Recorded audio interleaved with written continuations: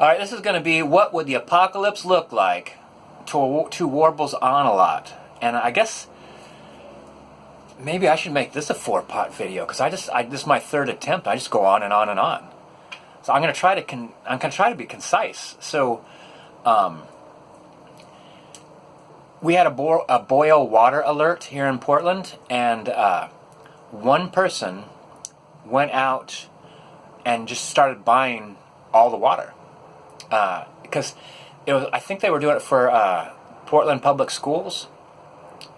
So one person was quickly moving through with trucks, moving through the city, collecting all the water to then distribute to all the schools in the area. So like this person had organization, but it was one person purchasing it, and this person cleaned out part of the city just for a boil water alert. Just in that one day. So if everybody in just Portland went out today to buy one bottle of water, not everybody would be able to have a bottle of water. It'd go too fast, malt liquor. There's just not enough.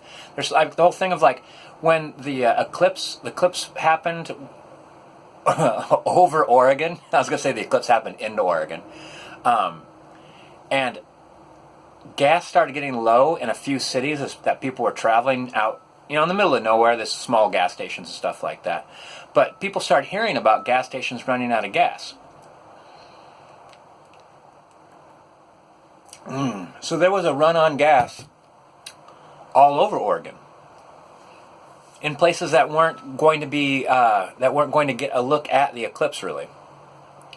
Some people were buying gas every single day to keep their tank full because they were afraid. Well, what if I can't get gas? Well, how long can you go? Can you go a week? Because it's not going to. This eclipse isn't going to last a week. But that's not how people think.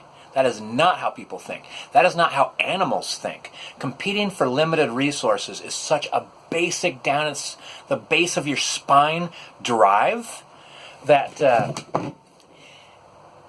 you know what? You can't tell people they can't have fucking something, especially if it's there. They're going to get it. I could think of a whole lot of examples where a momentary disruption in services created anarchy. It's not, I don't even need to prove it. I don't need to give the examples. In a single day, look out your door, not you Warbles, because you just see wilderness. Most of us, look out your door. In a single day, that shit can change completely. A week later, things might be back to normal. But the shit that took place during that week, if you haven't paid attention to what's happening just within, within the last 5 years in the world, you can't fully realize, if you've never seen that could really actually take place where you're at. You could actually, even in the United States, you could really see times when people got so agitated where the police hold back. And they're agitated over information. There's riots over information, and the police go, yeah, we're just going to let that play out. We'll be in tomorrow morning. People will go crazy all night long. They'll tire out. Nighttime starts coming again. They start to gather again. We back out. We back out.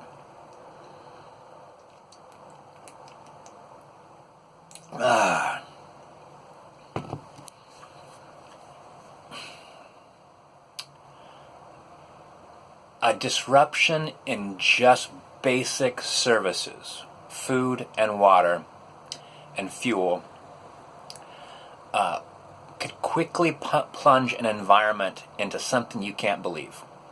There is a really great online record that you could get for free. You could buy this guy's book, or you get for free, and I believe it was in South America. I can't remember. It's been a long time. But there was a disruption in services that lasted, I'm going to guess and say 6 months. I can't remember. But there was no services for 6 months.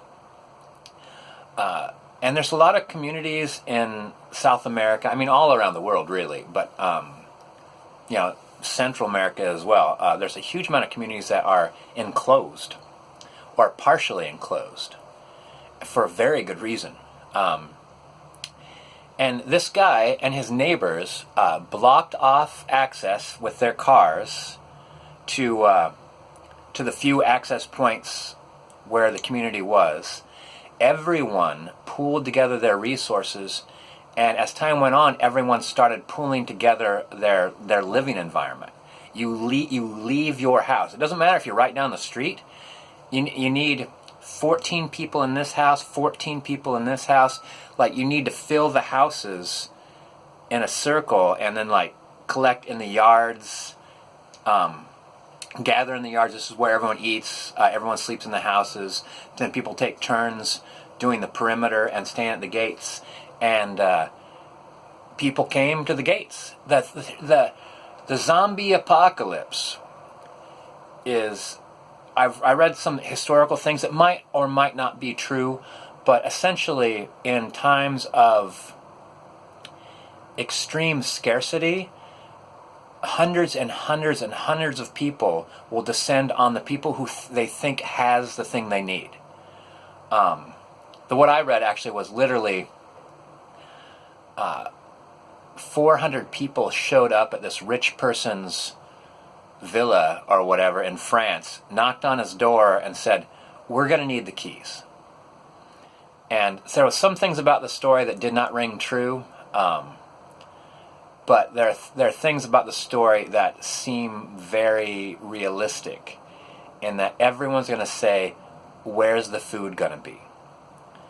And if there's, for instance, think of, is it Rio de Janeiro, where all the rich people live along the ocean, and then the hills are filled with basically like slums. If shit got really bad, they're hemmed in. When I was in Thailand, when I was traveling through Bangkok, you leave Bangkok and you go through like Saturn's rings of shanty towns that encircle the city. This is bad. This is really bad. When shit hits the fan, you're not going to be able to get out. And the people that are on the edges, they need stuff, they're going to go in.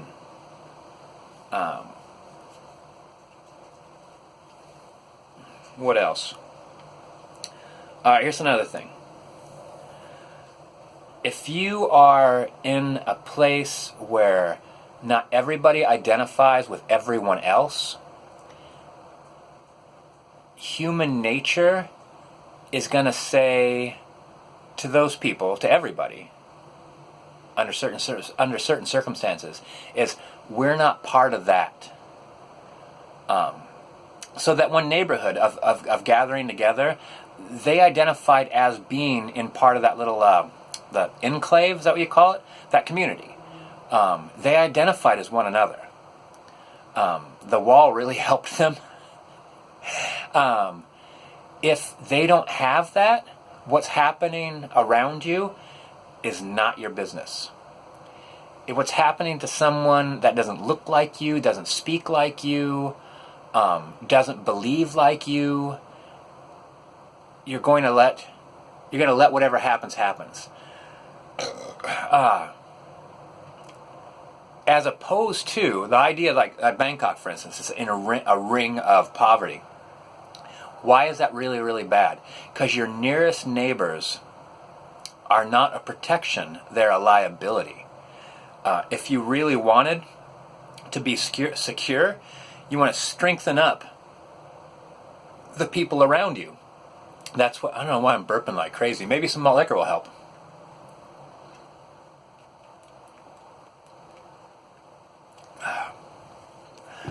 Strong neighbors are way better than strong fences.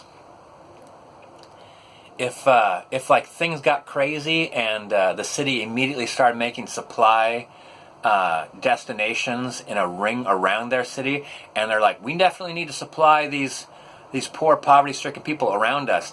As more and more poverty-stricken people start coming in, this sounds terrible. They're outsiders. the ring of homeless you have around you is going to hit. They're going to meet that like a wall. And the people inside Bangkok are going to think, well, that's not. Well, I shouldn't actually. Maybe I shouldn't have used a real city or a real culture as an example. But in an imaginary city, the people inside the city are like, well, that's not our problem. Those people aren't a part of us. I don't know where they came from, but their people should have taken care of them like we're taking care of our people. And the reason why you're taking care of your people are so they don't turn around and gut the city. I do not have a high opinion of groups of humanity. And the reason why is I don't have a high opinion on any animal in the animal kingdom based on its behavior under extreme stress. Extreme stress, extreme hunger, extreme lack of resources. Eventually it's you're going to do whatever it takes to survive. I mean, it's not even happening up here. It's just happening down in there. Right back in there.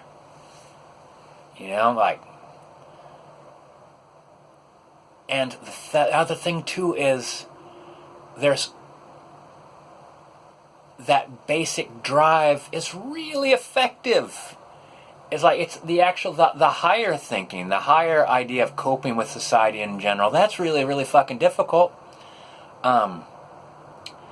Gathering together with 20 people and start kicking in doors, that's not difficult at all. I mean, there's going to be stuff in there. At the very least, if there's no food, there's going to be blankets and warm clothes and stuff like that. Maybe some resources.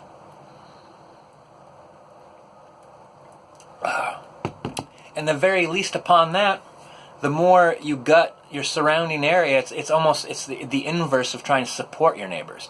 The more that the community is gutted around you, the less likely people are going to travel through that like nothing. You can't find anything. You're going to give up. We need to look another direction. Where are the rich people? Start heading that way.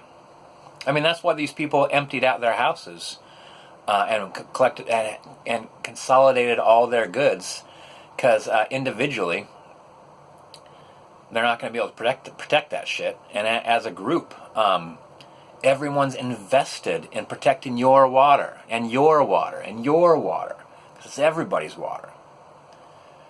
If you're down the street and you hear breaking glass, you're just going to what do you see? What do you see? You're holding your rifle and shit like that. It's happening to them. It's happening down the street. We have seen recently the largest migration of humanity in history.